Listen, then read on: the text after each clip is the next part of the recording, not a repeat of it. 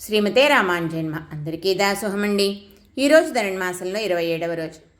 ఈరోజు పాసరంలో గోపికలు కృష్ణుణ్ణి గోవిందా అని పిలుస్తున్నారు.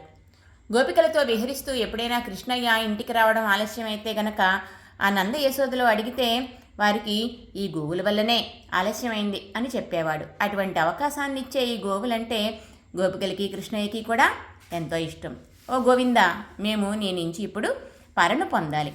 ఇంతకాలం నిన్ను ఎడబాసి ఉన్నాం కదా, ఆ దుఃఖమంతా తీరిపోయేలా మాకు నీ నుంచి గొప్ప సన్మానం కావాలి.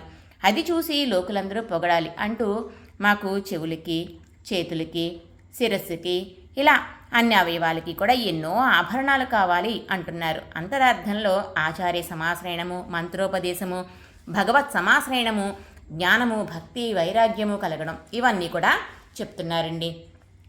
మేము ఈ ఆభరణాలన్నీ కూడా ధరించి ఆ తర్వాత పాలు, అన్నం మునిగేలా నెయ్యి పోసుకుని అది మోచేతి వెంబడి కారేలా నీతో కలిసి కూర్చుని హాయిగా భుజించాలి అంటున్నారు.